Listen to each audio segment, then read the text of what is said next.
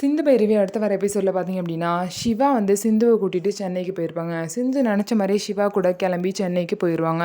அங்கே போயிட்டு பார்த்தீங்க அப்படின்னா, கார் வந்து ரிப்பேர் ஆகி நின்றும். அதாவது ஸ்டெப்னி வந்து மாற்றணும் அப்படின்னு சொல்லிட்டு காரை வந்து ரோட்டில் நிறுத்திட்டு வெயிட் பண்ணிட்டு இருப்பாங்க. அதுக்கப்புறம் சிந்து சிவா கிட்ட, என்ன இங்கே யாருமே ஹெல்ப் பண்ணவே மாட்டாங்க, எல்லாம் சுயநலவதியாக இருக்காங்க அப்படின்னு சொல்லிட்டு சிந்து வந்து கேட்குறாங்க. அதுக்கு வந்து ஆமாம் எல்லாரும் ஒன்றை மாதிரி தான் சொல்லிட்டு சிவா சொல்கிறாங்க. பாத்தியா இந்த சாக்கில் என்னை குத்தி காமிக்கிறியா அப்படின்னு சொல்லிட்டு சிவாவை பார்த்து சிந்து கேட்குறாங்க. ஆமாம், எந்த ஒரு பொண்ணு இவ்வளோ பொய் சொல்லி தான் ஒரு கல்யாணத்தை பண்ணி நான் பார்த்ததே இல்லைப்பா, ஃபஸ்ட் டைம் ஒன்று தான் பார்க்குறேன் அப்படின்னு சொல்லிட்டு சிவா சொல்லுவாங்க. நான் என்ன பண்ணுறது, அந்த கல்யாணத்தை நிறுத்தணும்னு மட்டும்தான் நான் நினச்சேன்.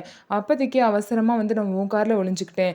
அன்னைக்கு மட்டும் என்னை கண்டுபிடிக்காம காட்டி கொடுக்காம இருந்தீங்க அப்படின்னா நான் வந்து தாலியே கழட்டியிருப்பேன். நீ என்னை கண்டுபிடிச்சி மண்டபத்துக்கு கூட்டிகிட்டு போனனால எங்கே ஆறுமுகத்துக்கு என்னை கல்யாணம் பண்ணி வச்சுருவாங்களோ அப்படின்னு சொல்லிட்டு பயந்துட்டு தான் நான் வந்து சிவா தான் வந்து என் கழுத்தில் தாலி கட்டினார் அப்படின்னு சொல்லிட்டு அந்த நேரத்தில் பொய் சொல்ல வேண்டியதாகிடுச்சு. மற்றபடி எந்த ஒரு கெட்ட எண்ணத்தோடையும் உங்களை மாட்டி விடணும் அப்படிங்கிற எண்ணத்தோடதெல்லாம் நான் பண்ணலை அப்படின்னு சொல்லிட்டு சிந்து வந்து சொல்கிறாங்க.